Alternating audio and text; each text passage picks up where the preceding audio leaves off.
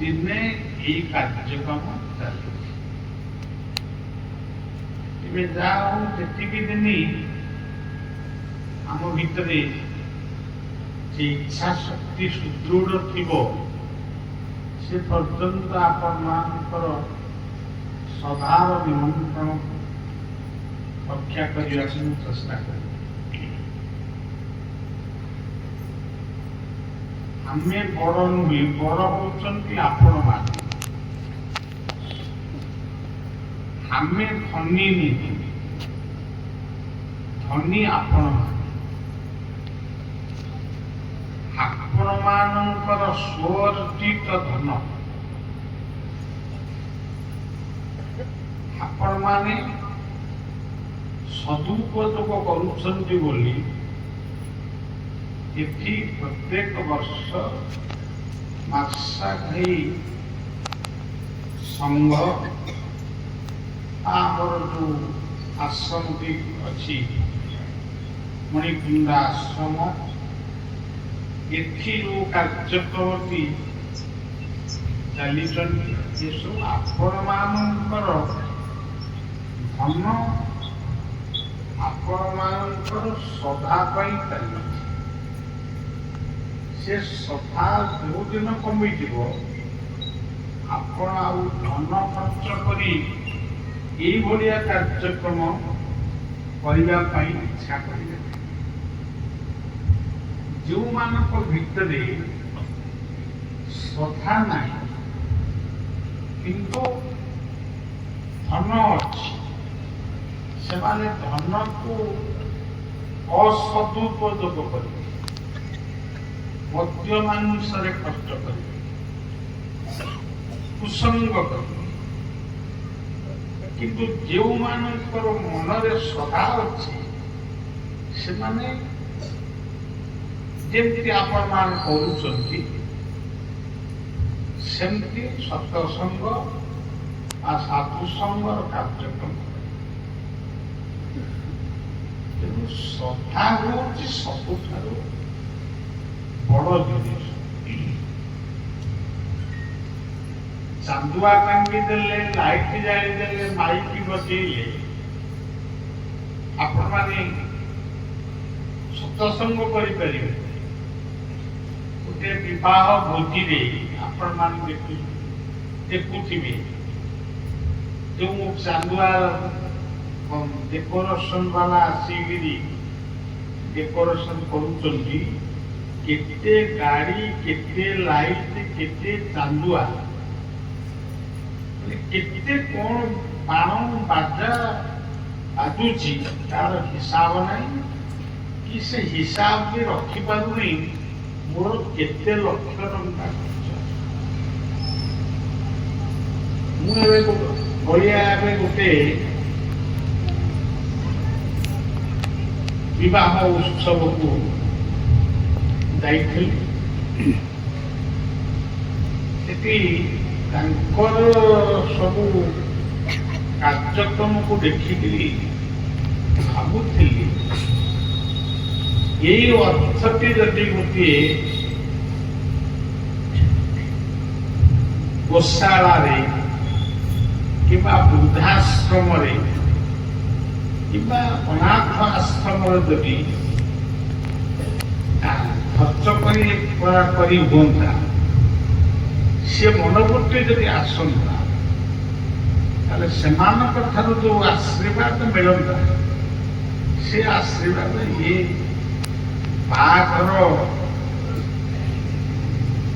କୁ କେନ୍ଦ୍ର କରି ଯୋଉ ଖର୍ଚ୍ଚ ହଉଛି ସେ ଖର୍ଚ୍ଚରେ କିଛି ଆଶୀର୍ବାଦ ମିଳିବ। ଲୋକ କହିବେ ବହୁତ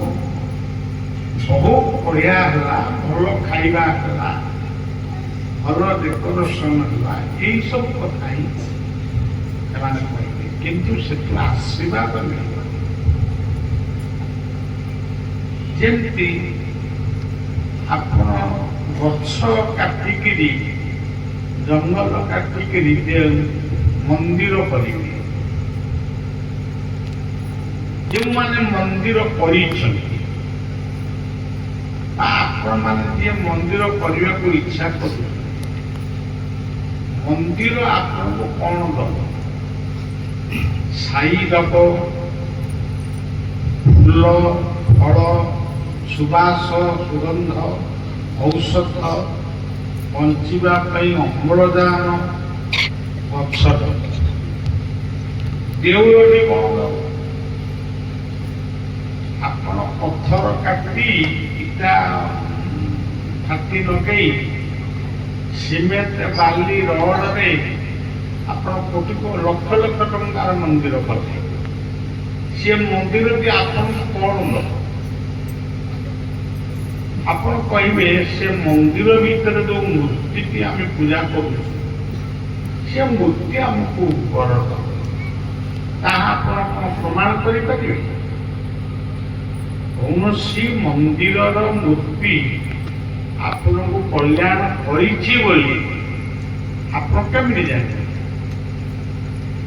କିନ୍ତୁ ଗୋଟିଏ ଗଛ ସେ ଆପଣଙ୍କୁ ଫୁଲ ଗଛଟିଏ ହଉ ଆମ୍ବ ଗଛଟିଏ ହଉ ସେ ଆପଣଙ୍କୁ ଯାହା ଦଉଛି ତାକୁ ଆପଣ ପ୍ରମାଣ କରିପାରିବେ। ଏହାର ଅର୍ଥ ନୁହେଁ ଯେ ମନ୍ଦିର ଗଢ଼ନା, ମୂର୍ତ୍ତି ପ୍ରତିଷ୍ଠା କରନା, ସେସବୁ ମୁଁ କହୁନି। କିନ୍ତୁ ଯୋଉଠି ଆବଶ୍ୟକ ସେଠି ମନ୍ଦିର କର। କିନ୍ତୁ ଏଇ ଯୋଉ ଜୀବନଟି ହେଉଛି ଗୋଟିଏ ଭଲ ମନ୍ଦିର। ଆପଣମାନେ ଯୋଉ ଜୀବନ ପାଇଛନ୍ତି ସେ ଜୀବନଟି ମଧ୍ୟ ଗୋଟେ ସୁନ୍ଦର ମନ୍ଦିର।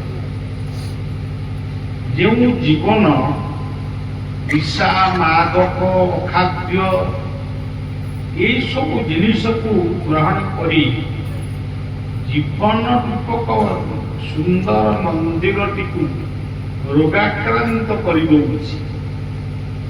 ସେ ମନ୍ଦିର ଯଦି ହଜିଯାଏ ଆଉ କ'ଣ ସେ ମନ୍ଦିରଟି ଗଢ଼ା ହେଇପାରିବ?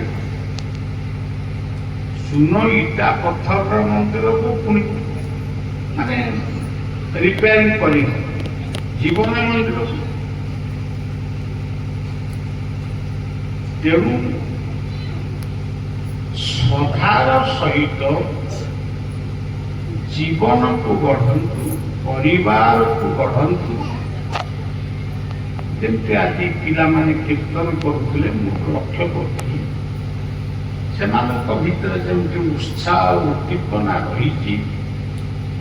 ଏଇ ବୟସରୁ ଯଦି ସେମାନେ ଏଇଭଳିଆ କାର୍ଯ୍ୟକ୍ରମରେ ମାନେ ସଂଯୋଗିତ ହୁଅନ୍ତି ଭବିଷ୍ୟତ ନିଶ୍ଚିତ ସେମାନଙ୍କର ଉନ୍ନତ।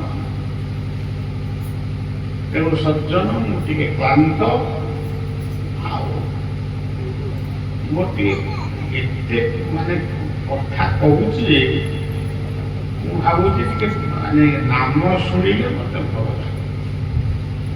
ତେଣୁ ଇଏ ମଞ୍ଚରେ ଭାଗବତ ହଉଛନ୍ତି, ନାମ କୀର୍ତ୍ତନ ବି ହଉଛନ୍ତି। ପିଲାମାନେ ସଙ୍ଗୀତ ଟିକେ ପାଠ କରିବେ, ସନ୍ଧ୍ୟାବେଳେ ପ୍ରାର୍ଥନା ସହିତ ଟିକେ ସତ୍ସଙ୍ଗ ହବ।